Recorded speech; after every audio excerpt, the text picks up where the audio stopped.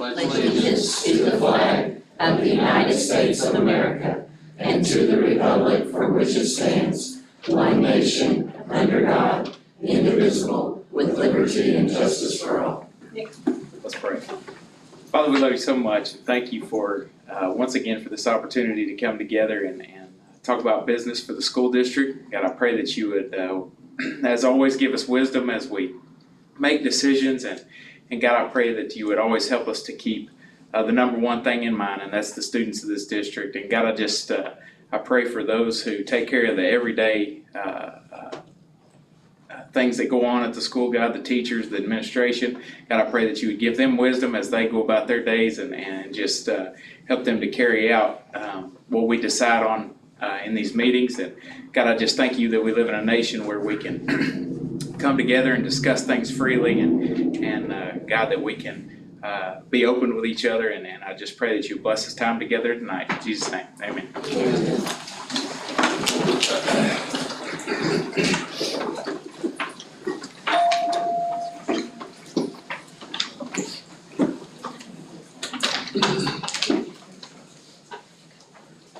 We called February 13th, 2023 Huntsville Board of Education meeting to order.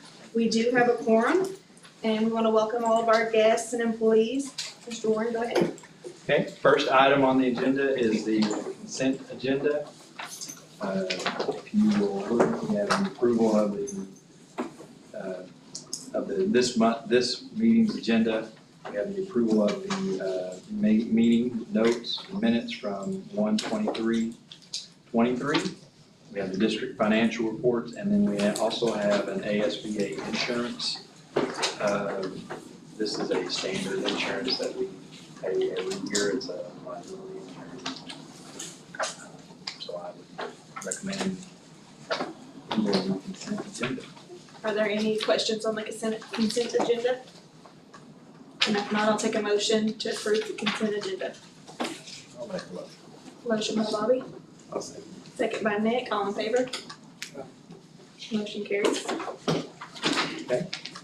Now we have some special reports. First, we'll have FCCLA and FACS update.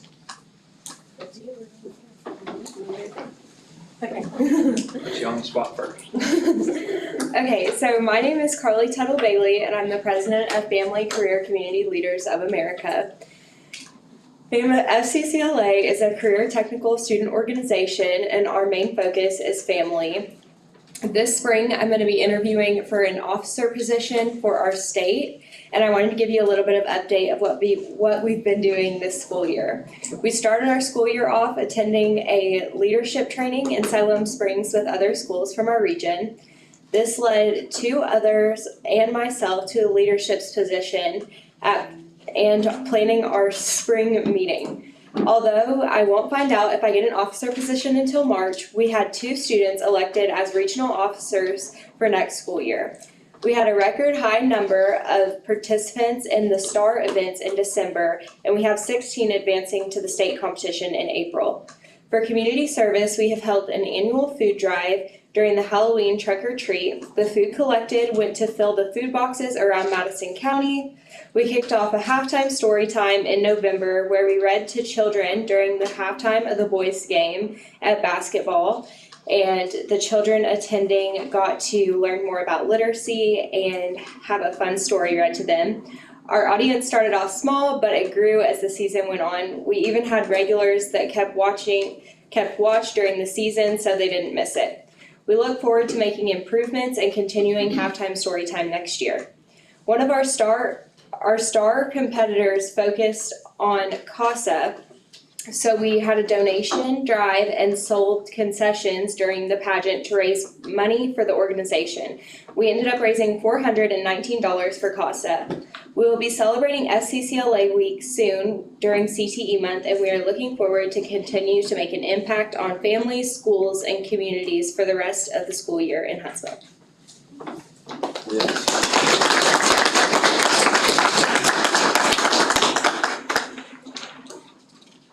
Okay, thank you. Next, we have a request for travel. We have a slide. Hi, my name is Jared Henry. I teach social studies at the middle school. And this year we were wanting to bring back the Silver Dollar City trip that we used to take annually before COVID. The people involved, the groups involved would be FCCLA, FBLA, History Club, and Student Council. We like taking this trip because at the end of the year, we like to reward the students for all the hard work they put in. They did dances. They've worked Razorback games. They've done a lot of stuff to raise money to pay for part of this and for their other trips that they've been able to do. So we were planning on taking about 65 students. I think, oh, there you go. That would take 2 buses. One of the good things about this is the sponsors, 3 of the sponsors can drive buses. So there would be no cost in driving the buses in that way. And that would be enough to cover 65 students with just be 2 buses. We've talked to Mr. Spurlock. He's already been advised about the trip. Our principal, Mr. Oxford's been advised about the trip.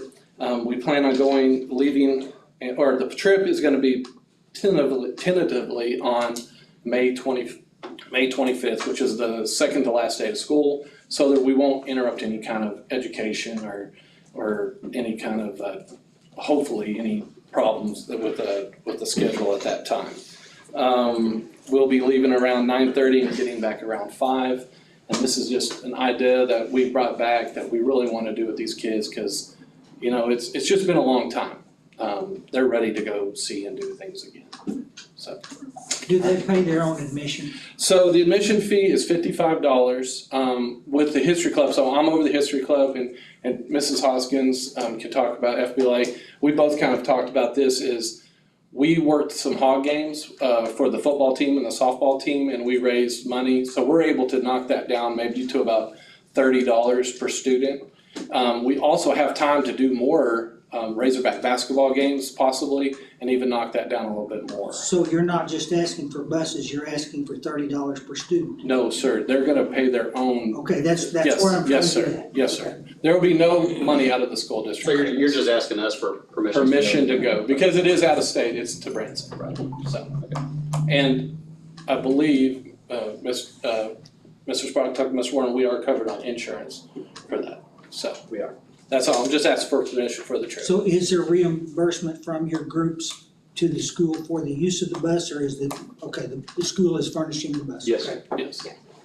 Which I think is great for these kids. But Josh, do school law this week? Yes. No, yes, and Bobby. And the one thing they did talk about, Mr. Warren, was having the supervision policy on the bus, so we'll need to address that. And as long as that's addressed, Right. because, yeah, I'll be all good with it. How many Oh, we are have, we going? okay, so we have 4 sponsors that'll be going in, plus, no, is it 5? 5 sponsors, and then our librarian Tricia Bollinger also will be going. So we'll have plenty of people on the bus to monitor.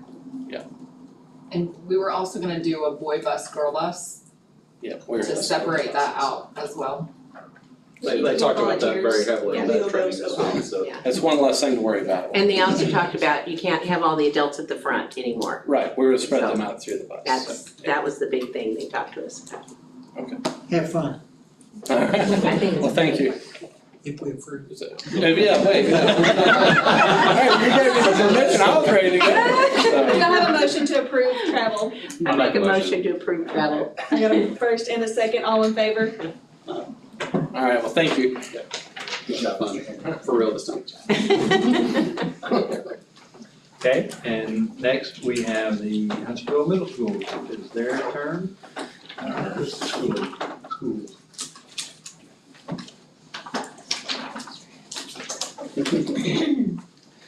Good evening, I'm Randy Oxford, I haven't met you, middle school principal. And I want to thank you for the opportunity to speak to you tonight about great things we have going on at the middle school. Teresa Rutledge, our instructional facilitator, and Ms. Hawkins helped to create this presentation. Ms. Rutledge could not be here tonight, and she was going to explain some of the slides to you. So you get our B team, which is me. But I was going to do some of the presentation, she was going to do some, she had to be out. But both of them did a wonderful job in helping to present this. We're going to focus on 2 instructional strategies tonight that we use quite a bit in the middle school. We want to show you that and just let you see kind of what it looks like in a classroom. We're you know, it's brass tacks is in that classroom. So we want you to see that. We want you to see a little bit of what our kids think and a little bit about how our faculty processes through that. So those are some things that you're going to see. This is our motto, Conquering the Hill. And Ms. Hawkins, give her credit, she added this one step at a time. And I really like that because we're all going one step at a time. We're all learning, every one of us, me, myself included, our entire faculty and students. We're all learning. This is our awesome team that we have at the middle school. At the beginning of the year, we talked about what it means to be a great team. We talked about how being a winning team, and teams take buses to games. And so we had the bus involved in this picture. Mr. Michael Taylor, our art teacher, told me this was the iconic spot, being new. He said this was the place to take it, right there in the old frontage of the school. And I've grown to love this spot on campus. It strikes me, it's really cool to think about it. I've been doing school up there nearly 100 years. And so I respect, understand, and appreciate the proud history that's there. That picture was taken in August. It was hot. So if we look hot, it's because it was about 100 degrees. But we even had a couple brave and get up on top of the bus. We did tell them that workers' comp didn't cover that. We use a lot of acronyms in education. And I know that sometimes, if you're not an educator, the acronyms are foreign to you. I even thought about, a sentence where we could use like 8 of them, but chose not to do that. Someone's popcorn is done. So see, these are some of the acronyms that we use, and hopefully by the end of this presentation, you can become familiar with some of the acronyms. I know you have, serving on this school board. The school in the fall was notified of receiving 2 prestigious awards. We've talked about that with you. One was the Overall Growth Award, OEP, one of those acronyms. That's Office of Educational Policy from the University of Arkansas. And that was based on student growth on the ACT Aspire exam from 2021 to 2022. They also received the 2022 Schools on the Move Towards Excellence Award for upping our letter grade from the state report card. You can see there from a C to a B. This was done under Mr. Ferguson's leadership. We understand that the staff did an excellent job. It's done an excellent job.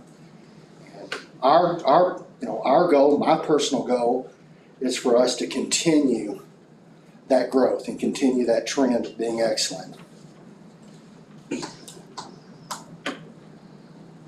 so I'm going to show you some data that kind of shows some of that growth. Well, if I can click on the deal. Okay, so this shows, you can kind of see here the growth from 2021 to 2022 in each of our subjects. And you can see in each subject, students grew in their scores, each of the tested subjects. Down here you can see that for the most part, they also grew from one year to the next in the percentage of students that met proficiency. So to meeting standards, okay?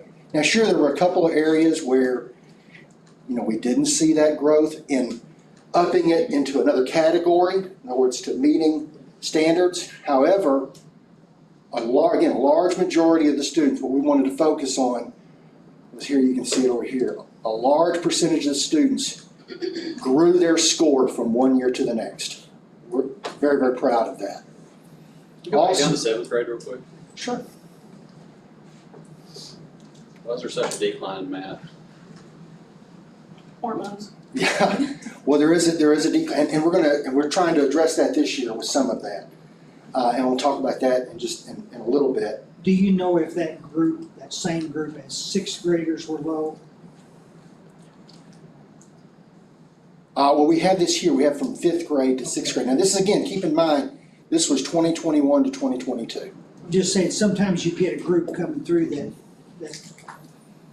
It's really high or really low. Yeah. Sure. Well, you can see where they kind of were here, and then where they were when they left here. Yeah, but wasn't 2021 the first year back after they was off half a year for COVID? My grandkids could not do the computer crap at all.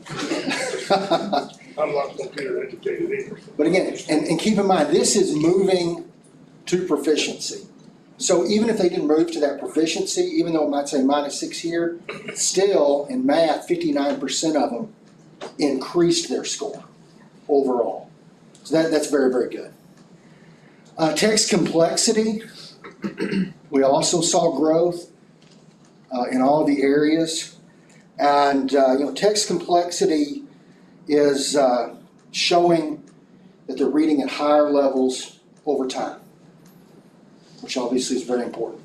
So we want to continue this trend.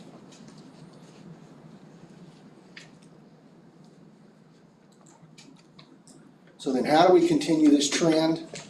Well, one thing that we're doing, we looked at our feedback on the scores and really analyzed the test data. We decided we wanted to see improvement in the students' constructive response. We feel like this may also help that math a little bit, is on constructive response. The best method that we know to do this is a method called the RACE method. And we wanted to see this across the board in all of our classrooms, not just in literacy, so in math and science, all of our subjects. With that in mind, and we'll use some acronyms now, we asked our teachers to use this as one of their goals on their PGP. PGP is their professional growth plan.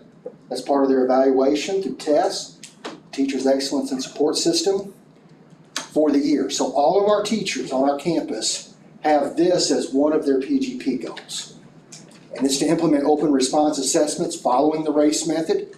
So that RACE, again an acronym, is to restate, answer, cite evidence, and explain, to show a progression of student ability to answer these higher level questions over the course of the academic year. And so we want to kind of show you what that looks like. That's a lot of jargon there. We want to kind of show you a little bit about what that looks like in the classroom. So this first example is Mr. Taylor. Mr. Taylor teaches art, and we're going to watch this short video of him using the RACE method in his classroom. Research we've been doing, but in the video today, the individual actually uses this word one more time. Let's just break it down. It's biomimicry.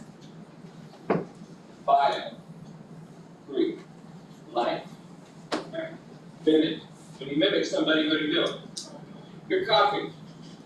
Someone copying life. That's what biomimicry is all about. Scientists copying life, seeing how it works from an engineering standpoint. We've already been down this route. Two is, you got a little video that asks a question, what is biomimicry? Simple, but in the video, we have the presenter telling us a little bit more. Then I need you to watch for one example from the video that scientists are studying to make drones more efficient while flying. A lot of us maybe even have drones at this point. We play around with drones. We get to learn how scientists are trying to mimic life to make those drones fly more efficient. Finally, you get to explain how scientists can use this information in the future. So as we're watching, be thinking about evidence and how you're going to use that evidence to apply or to respond to all of these questions you said. Answer. Cite your evidence and explain yourself. Let's watch. Remember, reset the question, answer, cite evidence from that video, and explain yourself. That's your own personal thoughts, your own commentary. Give us that first sentence.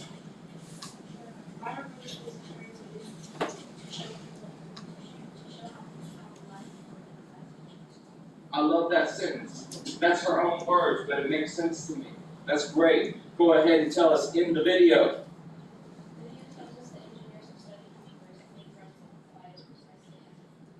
I love the precisely. That's a great vocabulary word, connecting that to trying to make machinery as precise as a word. That's beautiful. Keep going.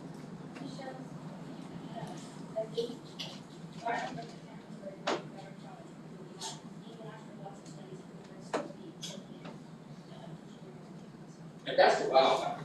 Yeah, we're still chasing life, right? I mean, So that's again how we see that in the classroom. And some of those are tough things. Citing that evidence and explaining why, those aren't easy. Those are tough things for middle schoolers. So this is an example of Ms. Koger. How do I get back there? Ms. Koger with her students. Got it? All right. And she didn't want to be on video, but you'll see her Promethean board and her kind of walking through it with her kiddos.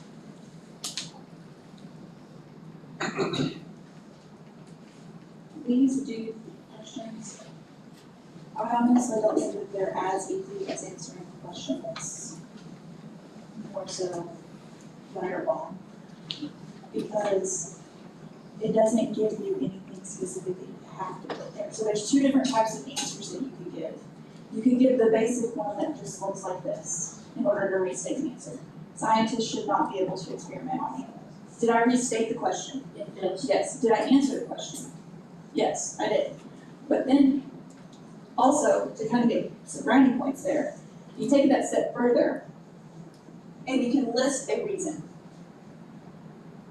This isn't going to be your long explanation. This isn't going to be your citation. This is just to keep you on track and thinking about why is it that I chose no, or why is it that I chose yes? Does that need to be something that you could cite from, or can it just be something random? And you can cite from. It needs to be something that you can cite from. Because if it's something random, would you be able to support that answer? No. No. So if I said that scientists should not be able to experiment on animals because I like animals, can I cite to support that? No. No, I can't. But if I write, scientists should not be able to experiment on animals because it is unethical,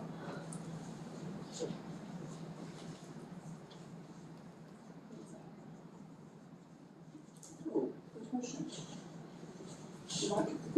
Not ethical, what does it mean that to be ethical?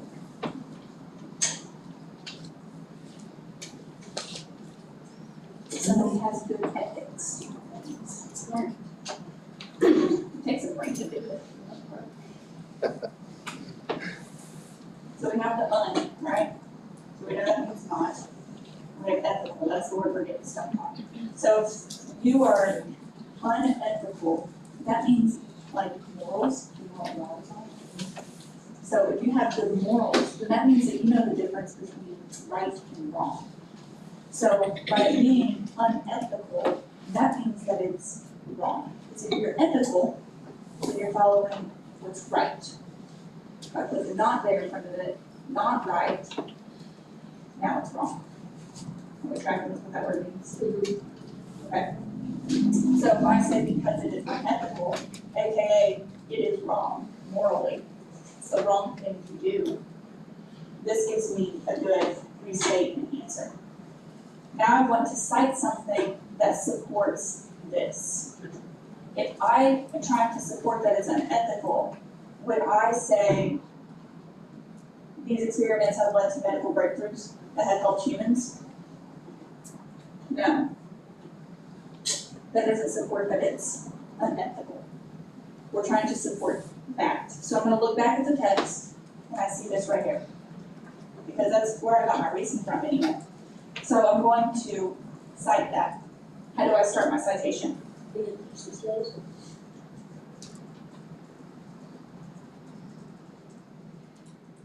the text, it states, and then I'm going to put my quote.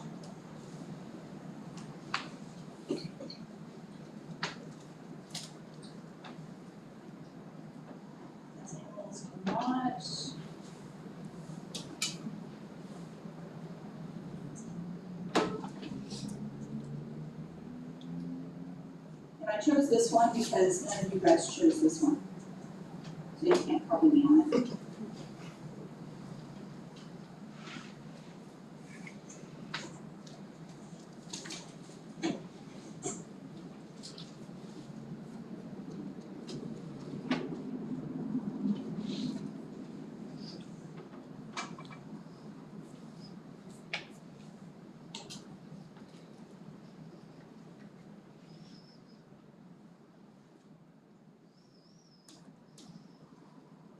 What I want you to do right now while I'm writing this, I want you to double check, does your quote support your answer?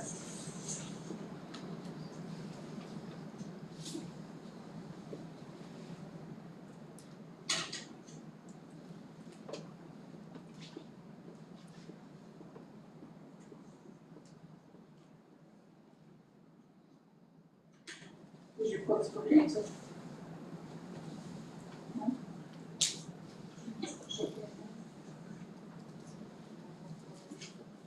No, it doesn't support it, or no, you didn't shoot it. So now this is the hard part. You ready for the hard part? So there you can kind of see again it being used in the class, and she really walked them through that. I want to show you a little bit of what she's still here. So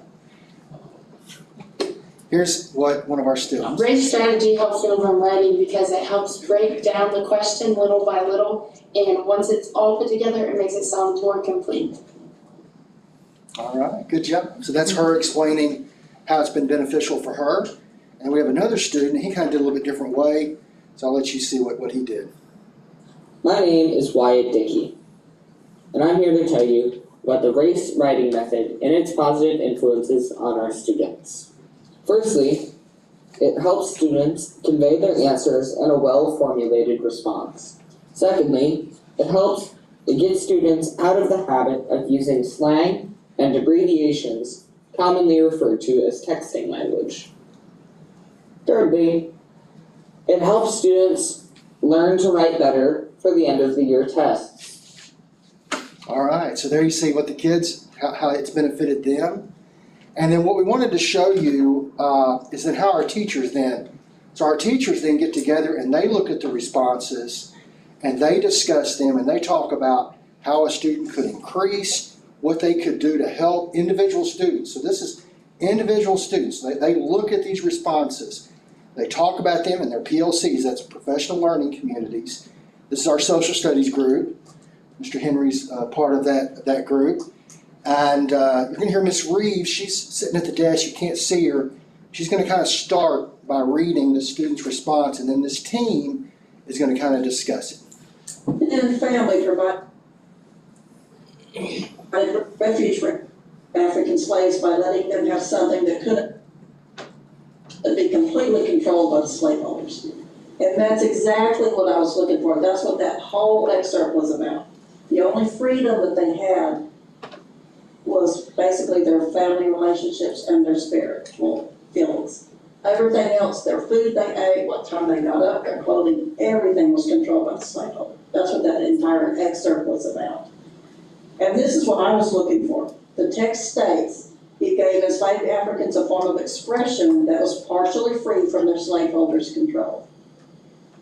And then the text states, families provided a refuge, a relationship not fully under the slaveholders' control. So that entire excerpt was talking about the freedoms that those Africans felt were felt in religion and family. That was the only freedom they had. And that's where I was headed with that question. The evidence shows that religion and family were very important to enslaved Africans because they could derive hope from these few aspects of their lives. Without the refuge of these aspects, their lives would have been even more void of hope than they already were. Void of hope. So, and a lot of them were like this, and a lot of them, most of them have the text, but I didn't want to just pull out all the perfect ones. So this is what I was looking for. I like that this is your sentence stem. So this evidence shows, this evidence explains. The text states. Exactly, and that's what, we talk about this before every race question. Use the word evidence, use text, and Sam puts it to good use, and she does it. And that kind of mirrors the answer that I wrote. And since it's artificial intelligence grading it too, it's repetitive, so you have your restating answer. The text states, the evidence. And I also tell them that, the explain should look a little bit like your restate. So you're bringing people back to that focus that you started with. And Sam does that, and I think this is a really good answer. Which comes back to the what and the why. It explains the why. What gives them hope, and why does it give them hope?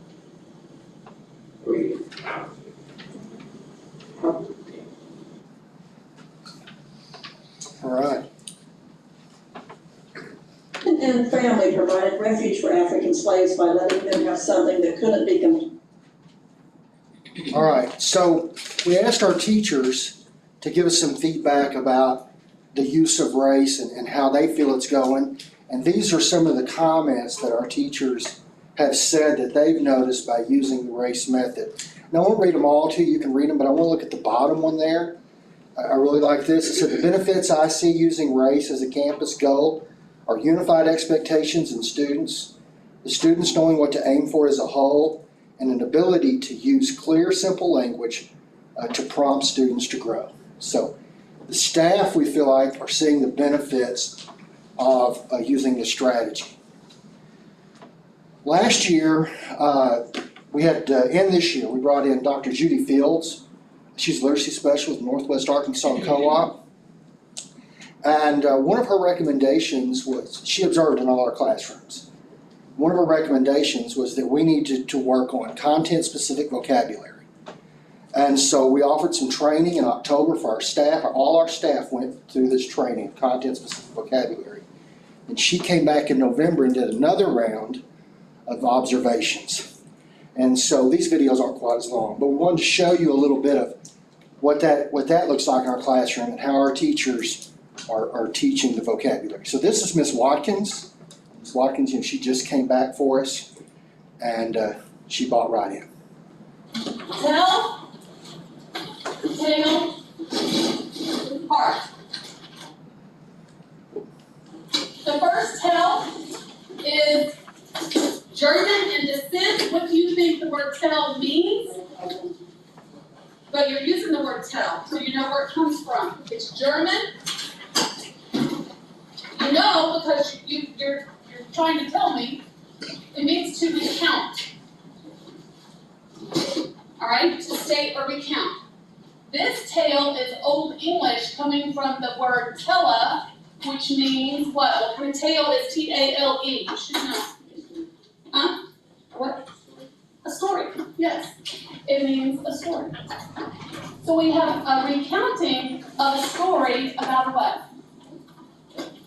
About what? Heart. About a heart. Okay. What we are going to do, we read it Thursday. What we are going to do now is annotate. Annotate.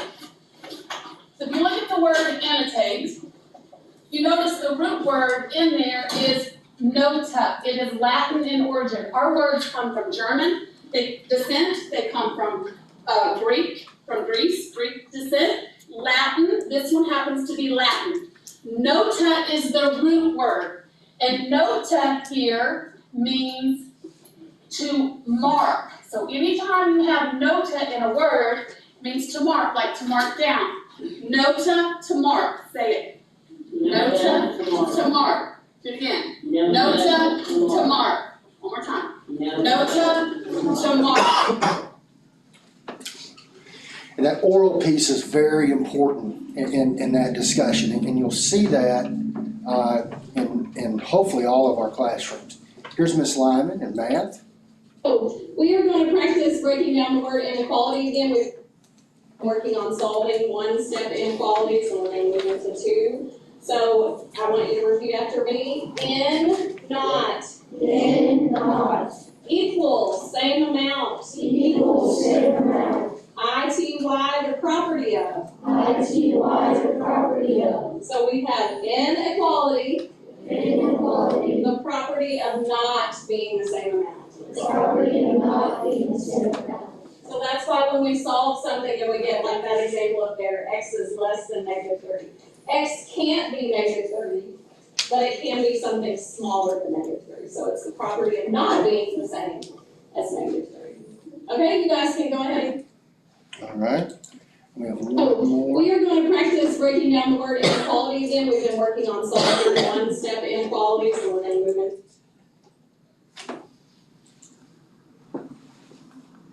So, we are going to practice breaking down the word inequality. Sorry. All right, and here's our last one. This is Ms. Mel. The answer's right back there for it. Science. All right. Everybody say exo. Exo. External. External. Release. Release. Okay. Therm. Therm. Heat. Heat. Okay. Exo. Exo. Therm. Therm. Ick. Ick. Released. Release. Heat. Heat. Okay, so exothermic, exothermic, released heat. So this means it is hot. Everyone say hot. Hot. Okay, so an example of that would be a fire, like a bonfire. Okay, that's releasing heat. It's hot. If you put your hand around it, you feel heat, right? Okay. Now, endo. Endo. Try again. Endo. Endo. Internal. Internal. Absorbs. Absorbs. Therm. Therm. Heat. Heat. Endo. Endo. Absorbs. Absorbs. Therm. Therm. Heat. Heat. Ick. Ick. Endothermic. Endothermic. Absorbs heat. Absorbs heat. So this means it's cold. Everyone say cold. Cold. So this would be ice, just like sitting out and melting, okay?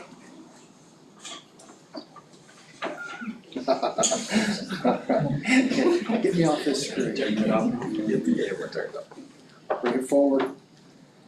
Then we just wanted to show you some pictures of our students and some fun going on our campus. We feel like our staff is all about, see mostly kids in these pictures. Oh, we have one of you there, Miss Prince. Yeah. Can you pick out Miss Prince? That's a good one. That's a good one. Our students are definitely, our teachers and staff are definitely about the kids. And so they love the kids, and I think it shows every day. So again, we just thank you for the opportunity tonight to tell you a little bit about what's going on in middle school and some of those instructional strategies. And, hopefully we'll see that growth again. So thank you very much. I have one question. So growth is awesome and it's super, it just takes so long. It's like little bits of chunks. So you have to be patient and work on it continually. But where do we sit in the state? I mean, we've shown growth, but as far as the state, where are we sitting? Like upper 50, lower 50%, or where? My understanding, and Matt, you joined in here, we're pretty well above the state average in most every tested area. That, are you referring to like Michael had said we were in the bottom third? Yeah. So I looked at some of that and I can't find anywhere where we're in the bottom third. Okay, so we're above the state average right now. Okay. My understanding, yes, ma'am. Okay, thank you. All right, thank you.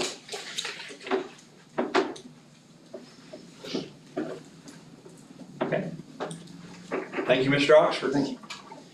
Moving on to the next segment, which is part 4, section 4 is the superintendent report. Point to that in your packet. We have the financial projection report that we put out on a monthly basis. Give you a chance to look at that overall.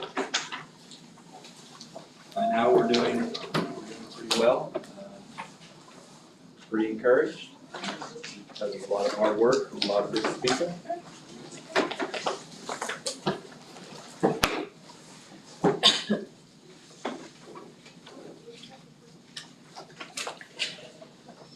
Is there any questions you might have about it? I had one question, like, it says like the expenditures were a lot more in January than the other 2 previous years, which were almost exactly the same, I guess. Is that because we were spending ESSER money, or what was that? I mean, I don't, why do you, that number so much larger? Well, I think that it would, mainly is the other expenditures, but also salary and benefits did kick up a little bit. If I remember right, is that right, Tina? Yes. The benefits went from, insurance went higher on the cost of the school district than it was in the previous months as well.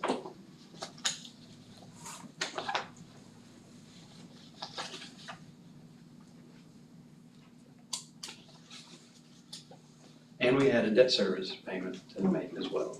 That did kick up our.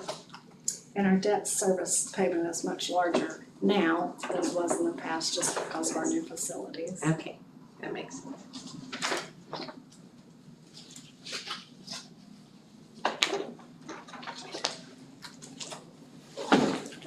I don't understand the math. Okay. You have a column, and at the bottom you have a total. Everything in the column is supposed to equal what's at the bottom. Should, if I've done it correctly, yes, sir. It doesn't. Okay, then I'll, I think that would answer My Connor's question. Okay. I think there's a math error in okay, I'll double check it then. If you look at salaries and benefits for the 3 years, they're virtually the same. And then if you look at the others, there's a couple 100,000, but that doesn't make up $1 million Oh, no. in difference. I may be wrong, but it looks like there may be an error there. I'll double check it.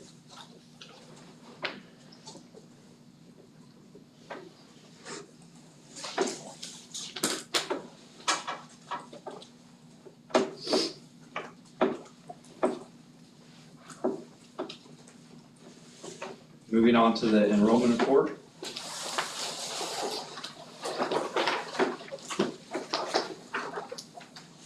You'll see that we, overall from last month, we went down 1 student. We're holding pretty steady. Current enrollment at the last day of school last year was 2,234. Current enrollment as the time of the print off of this was 2,275. Enrollment at the board meeting of last year was 2,223. We still have our last year's 3/4 ADM. And then we have a breakdown overall of each campus.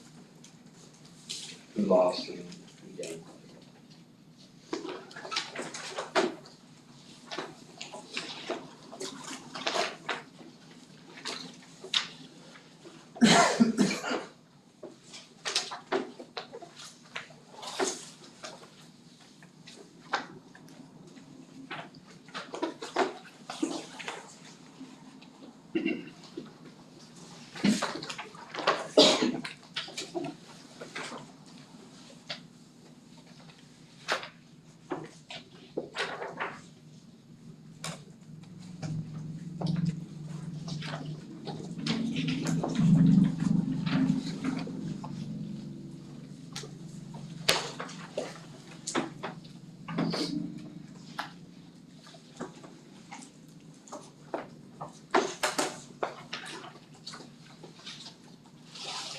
So if there aren't any questions about the enrollment report, we'll go on to the administration report.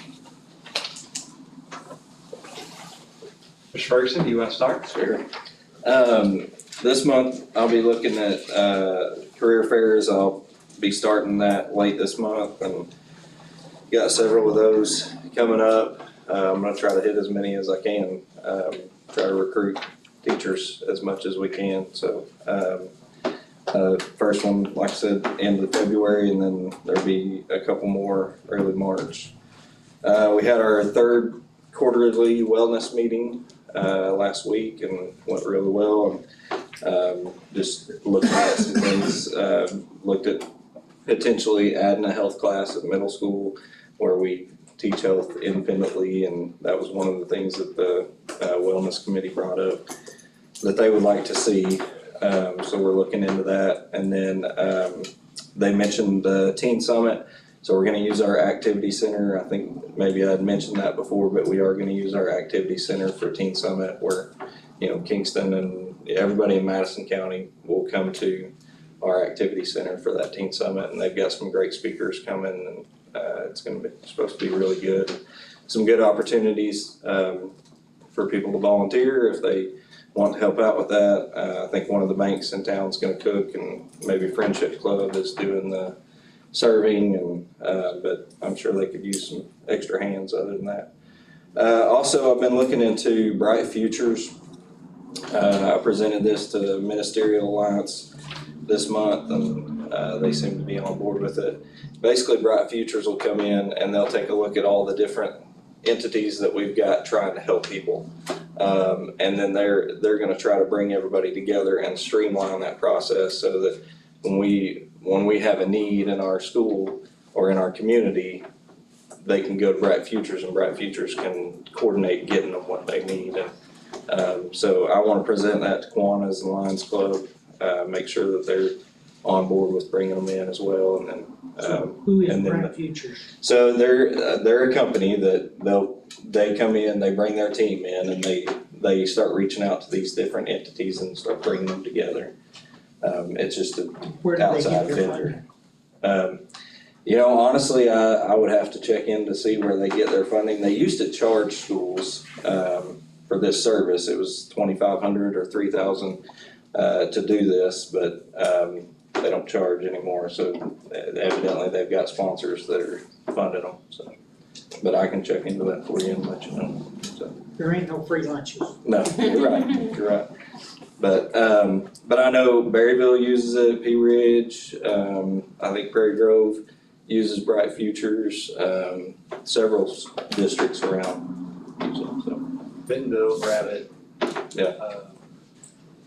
It started out as after the Joplin tornado came through several years ago, they found that they had a need, and they quickly came together with a process and a system to do that, and that's what Bright Futures does.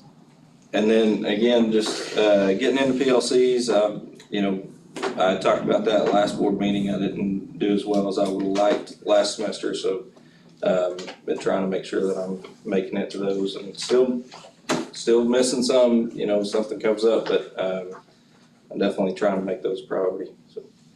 Anyway.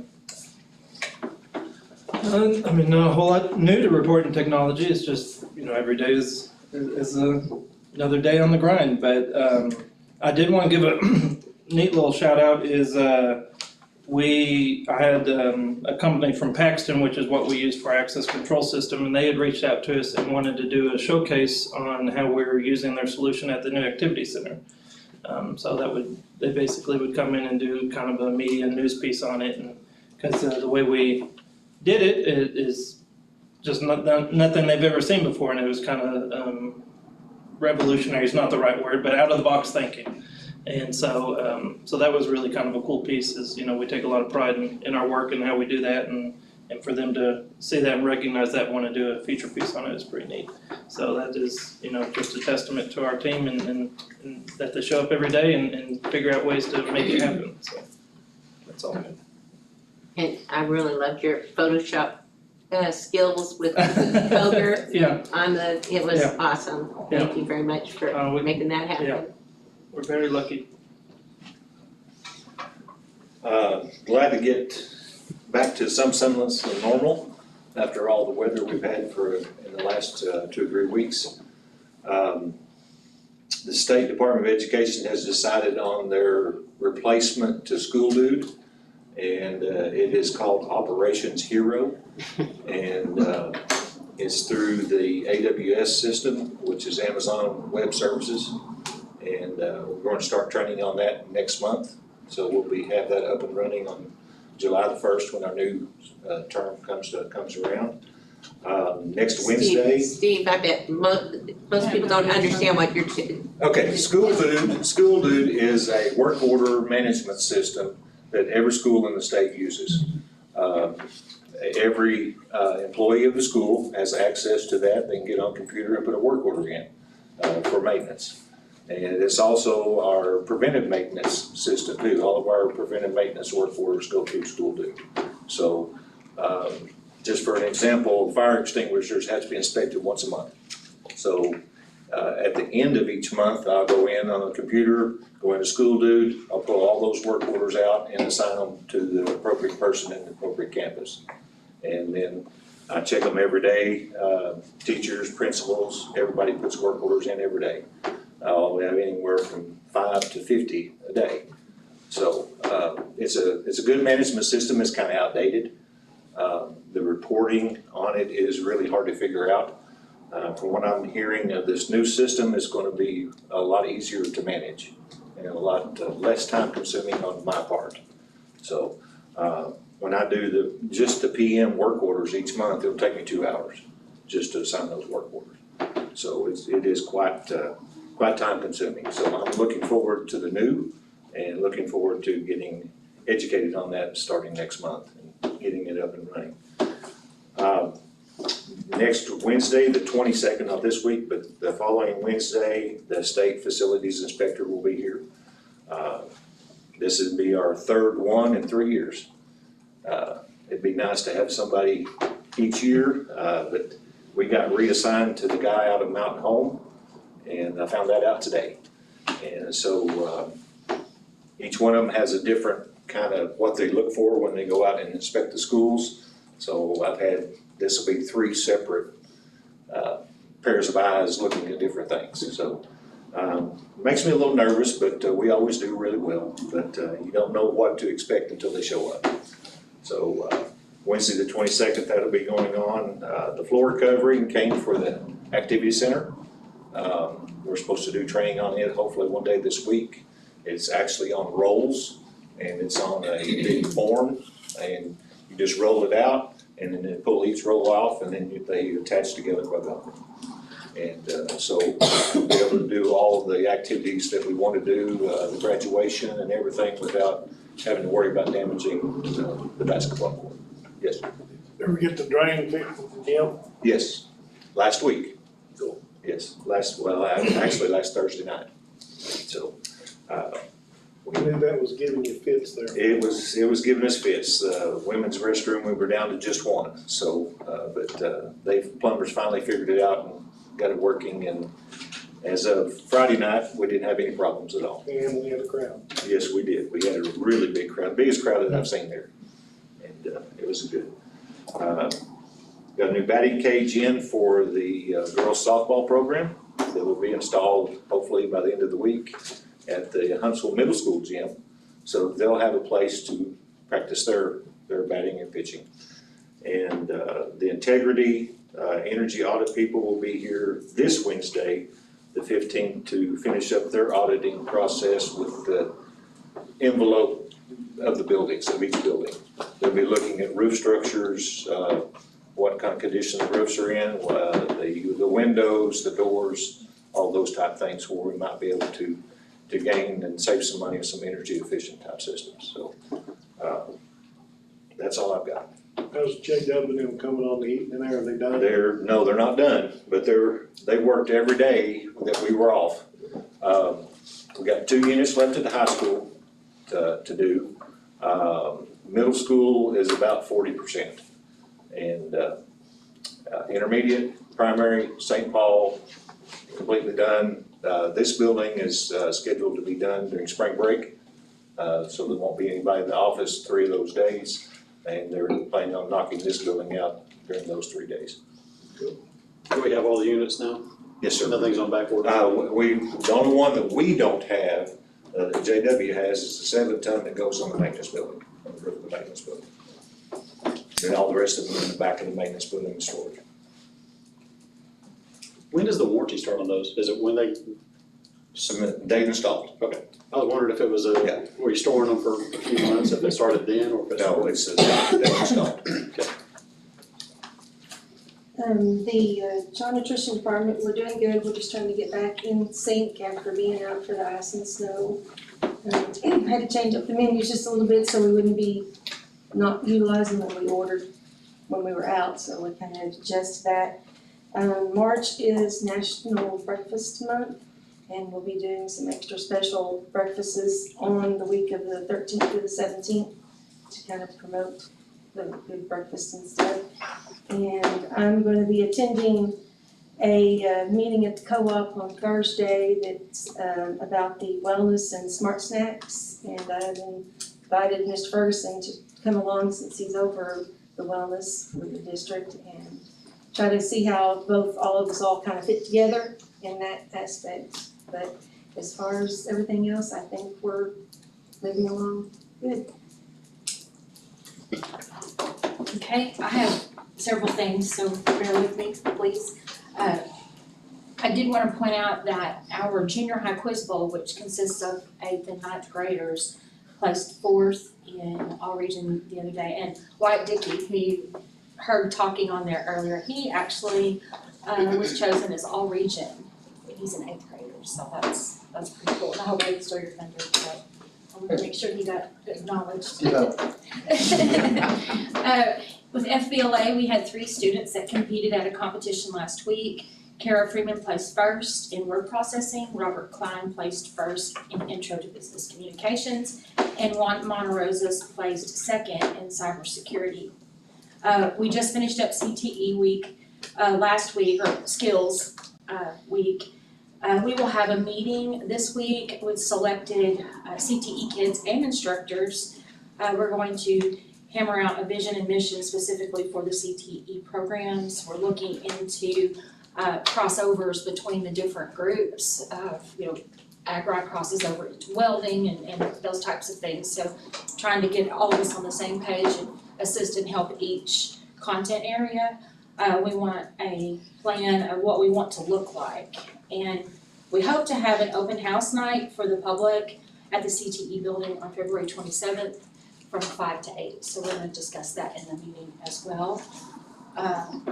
Skills USA has been doing an informational meeting with students this week during RTI. It's 100% student-led, so they're putting out what they do in Skills USA to the student body. So it takes several days to do it because we have so many kids, so they're working through that. Leah Darty went to New York City and she sang at Carnegie Hall recently. It was during all the ICE craziness. She's the first ever from Huntsville High School to do this. She's an extremely talented singer. If you haven't heard her sing, she is phenomenal. We believe she was the only one in Arkansas to get to do this as well. So I haven't confirmed that with her, but that was the word. FCCLA, you all saw Carly here talking earlier, but I did want to say Sarah Whitley will be the regional 1 FCCLA Vice President of Parliamentary Law, and Chloe Dennis will be regional VP of Community Service next school year. So that's big for Huntsville. And Mr. Johnson took Seth Ferguson to the state band competition on Saturday. He was the only one from the HHS band invited. He's a sophomore, but he's highly skilled, highly talented. He was selected to all region first band and third chair bass clarinet. And he tells me bass and clarinet are a lot harder to do than regular clarinet. So I wanted to throw that in there as well. District play for senior high girls and boys this week. Girls play tomorrow evening and boys play on Thursday.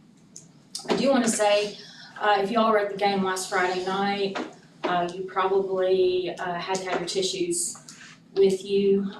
That was one of the best moments of my principal career so far. As you know, our senior high boys team has faced much troubles over the past few years. I cannot and will not ever condone the behavior of some of these choices, but I do want to say that I've watched them be mistreated by other teams who thought it was funny to make t-shirts and dress up as different things to get a jab in at them. But Friday night, and in fact, last Tuesday, they also had, it happened again, and I had to be mama bear and go take care of it. But Friday night, Gentry came to town. And even though Gentry was losing by a great margin, their sportsmanship was evident in how they treated our players, and one in particular. As a result, I fought tears. I know some of the others did. After the game, one of our boys, he scored several points, and I watched Gentry assist with that, and they were losing quite heavily, but yet they still allowed him to shine that night. After it was over with, I saw our boys hoist him up on their shoulders and go over to the student section and celebrate his victory as a player. Like I said, there wasn't a dry eye in the house, and I had to go hide in the weight room because I was ugly crying at that point. I wanted them to have their moment and all of that, but it's been a rough few years. And I've talked with the boys that sometimes our choices don't just affect us, they affect others as well. But I was really glad that they were able to help their buddy soar that night. And I'm gonna give a huge shout out to coaches River Goslinger, Justin Harris, and Nick Coulter, because they do model the behavior that we expect of our boys, and I'm extremely appreciative of them for that. So I did want to say that. I emailed Gentry's athletic director and coach thanking them and told them to pass the word along to their players, because that was good sportsmanship, and we don't always see that. So for both teams. So anyway, I just wanted to wrap up. Okay, so at the intermediate, tomorrow we're gonna have Valentine's Day parties, parents coming in. So fun but crazy. Our spring pictures are February 17th. Our special education classes are getting to go to the museum on February 17th. So they're gonna have fun with that. We're having a parent night where they're gonna do painting with their parents on February 23rd. As long as we get all our supplies and stuff in, because of all the weather, we got pushed back a little bit. Parent-teacher conferences are coming up, 29th and 30th. And Read Across America Week is February 27th through March 3rd. So Miss Morgan is doing a lot of Dr. Seuss themed things that week.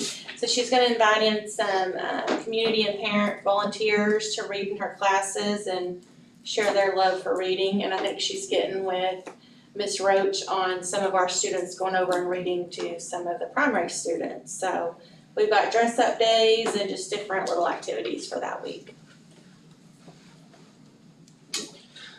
We just got back from the Solution Tree Conference on RTI, and Ms. Hawkins went with us, had a couple of teachers go, our response to intervention, so we'll be kind of working on that program and trying to improve it.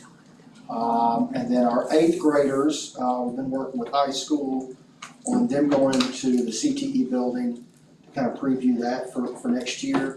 And we set that set up for February 23rd. And that'll be 100% high school student led as well. The high school kids will do that.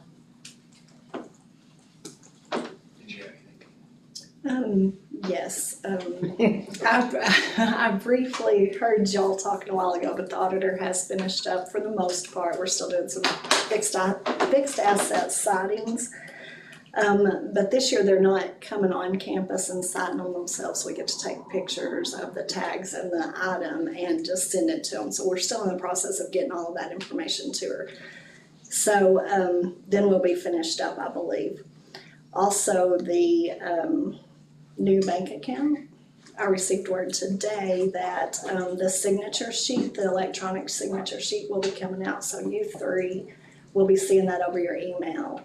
And so as soon as we get that signed, and Jonathan and Matt will see that also, as soon as we get that all signed, then we'll have our new account number. We can pass that on to the state for our direct deposits, and we'll move forward from there. Jonathan's goal was to have payroll go out with the new bank account in February. Not positive that's gonna happen, but I think by March we'll definitely be there, so that's all I got.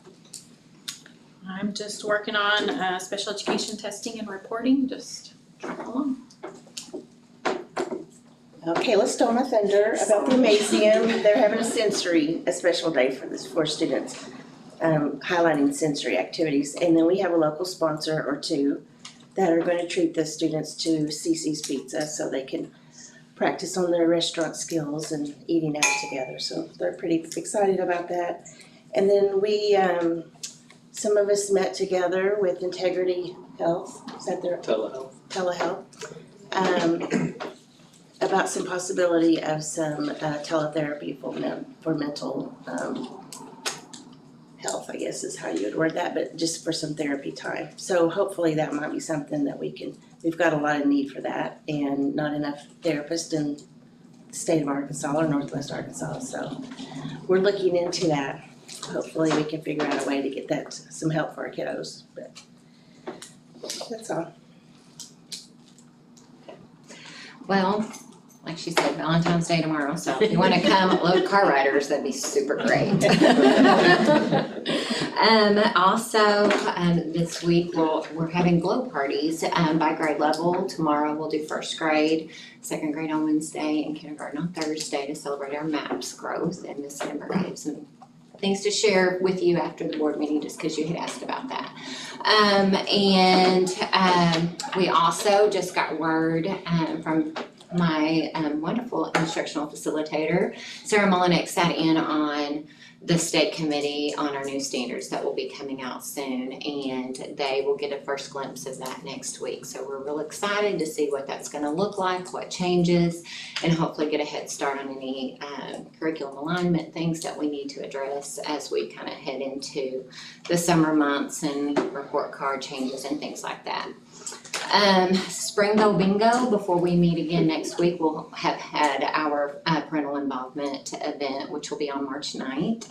That is a partnership between our PTSO and our parental involvement committee, and it is such a fun time. Always lots of families, not only just from primary, but we have lots of old families that come just because they enjoy that. So that's primary. Okay, thank you. You're welcome. Moving to the next section, new business. I would ask you to go to tab A. This is ethics disclosure forms and updates. We had one more employee at the elementary at Watson Primary, whose husband we do a lot of business with. We are not required to do a resolution or send it off to the state, but it is best practice for you all to be aware of it and to approve this because it has a chance to exceed a set limit of $10,000 within a year. So I would ask that the board approve this ethics disclosure resolution or ethics disclosure form as it has been presented. Do you have a question? Or- No, so moved. Alright, do I have a second? Alright, all in favor? Now my name will be in the minutes, so everybody will know. Okay, tab B is the approval of the proposed budget for 2024, and this is a state requirement by law, and I'm just gonna read the background and considerations. Arkansas Code annotated 6-13-622 requires that the Board of Directors for each school district to publish its proposed budget in the county newspaper not less than 60 days before the school election, at which time the annual ad valorem property tax for the school district is decided by the electors. So that's a long way to say that we have to put a budget that we're not held to, that is created with the help of Beardsley, in our case, in the newspaper no less than 60 days before the next election. And if you've gone to the election, you've seen that little part that basically says, here's your millage and here's what that looks like. And you're not voting it down or up, you know, you're just, there it is. This is what that pertains to. So I worked with our group with Beardsley, and we kind of set some boundaries on the amount of money that the revenue and the expenditure increases for the next year. But like I said, we are not held to this budget. It is just a rough estimate that we need to publish in the newspaper before the election in May. And we'll have a more detailed budget later. We would have our regular, more detailed budget by next September for sure. As normal, this is just a step in plan. Can I get a motion to entertain? Gotta do it. Make a motion. Second by Nick. All in favor? Who was the second? That. Okay. Section C, or tab C, is the approval of athletic department pay schedule. So in the state audit, and one of the things that the auditor suggested is that we get you all to approve this athletic department worker pay schedule that our athletic director has, Coach McCullough. It is not on our salary schedule, and it does not have to be on our salary schedule. But the auditor thought it was wise to have you look at it, to have you approve it in this session as well. I'm guessing this is what we've been doing, right? Yes. So are there any credentials that people have to meet to qualify for these positions? No, he basically, he coordinates it and gets it all together, either himself or mainly himself. A lot of times It's our who can do clubs, it. a lot of times like the clubs will go and work it and they pay the clubs so they can fund their activities. Mr. Harold back there, he works a lot of them and oversees a lot of them. He does baseball and football.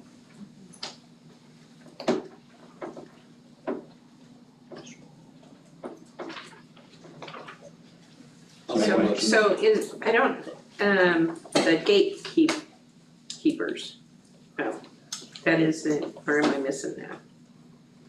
Yeah, they're up there. Oh, at the very top, Yes. okay, there we go, thank you. I had a motion by Josh.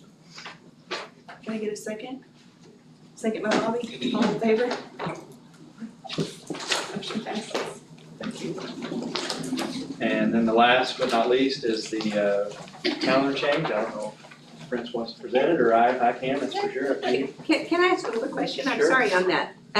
Since this is like a set thing and it's not part of our salary schedule, are the classified people then be eligible to do this and not go overtime? Or is I'll that double still- check with the auditor to make sure, but it's still my understanding that it's not. That this would be for, other entities, other people. Okay. But I will double check. Sorry. Alright, we're here just to present, because we had the one snow day, because so many people did not have electricity. So we have to make up that day. Typically on the calendar, it's put at the very end, but if it happens early enough in the year, kind of like it did this year, if we have days where we have off, we can look at those to replace it. So PPC and CPPC did a survey, sent it out to all the people. Overwhelmingly, they are requesting that Monday, February 20th be our makeup day. It was off for President's Day, so it would just take the place of that. And if you approve that, then a calendar change would have to occur, which I've given a copy already, that signifies where the snow day was and what day is making it up. Yeah, so that's what we're here to ask. Is that okay to do, or? Alright, you have a Make a motion to accept it. I'll second. Alright, all in favor? Alright, thank you. Quick and easy. We will definitely get the information out. That's just next week, so we will make sure that that is put out to everybody. I don't think Put it on Facebook, No. everybody believe it. Let's just hope we don't have snow. Right. We We make it Sorry. tomorrow, we got it paid till next Friday. Next item, section 7 is transfer request, and I want to call that to your attention and let you look at it because I had originally put in the wrong month for transfer requests, and this is different. So you had 2 that were in your actual packet that was emailed to you, and this is just 1. The same status though, the student has never attended here, but I did make that mistake. Can I get a motion to approve the transfer request? Make a motion. Steve, Second. second by other Steve, all in favor? At this point, we're gonna go into executive session for personnel, Mr. Warren will join us.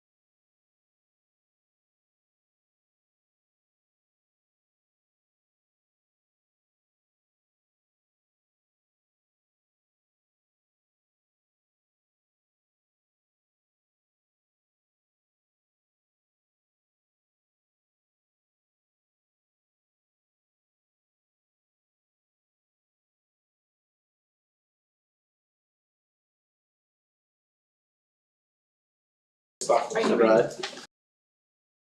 Back from executive session, no action was taken.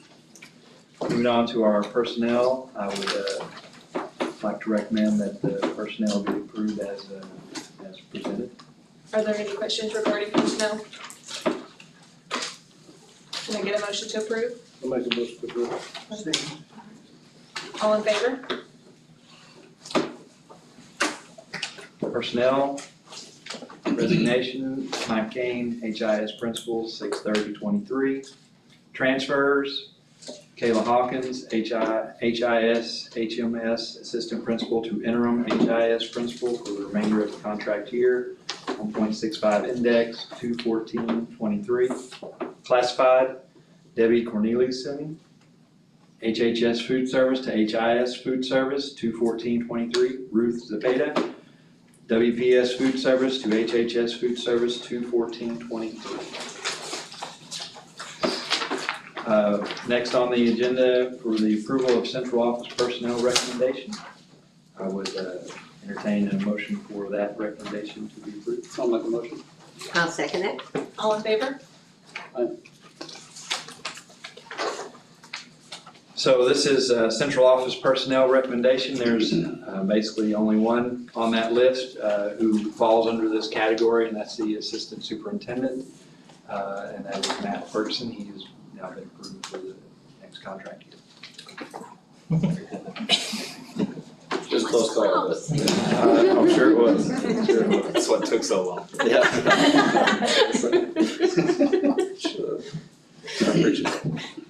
And then, so now moving on to the other board comments. Are there any other comments, concerns anybody has? I just say I really appreciate that, all the work that went in, like Bailey, getting that done for Cookie Coger. His family was very, very touched, and all the people that have known him all those years, it was very, very special, and he did. Now my next goal is, he has this library that is basically the sports of Huntsville forever. Would believe it. That if maybe in that big room up there, we could catalog that where people could come and watch it, or even we could hold events like fundraisers, like we'll play the game of the championship of blah, blah, blah on the big screen or something.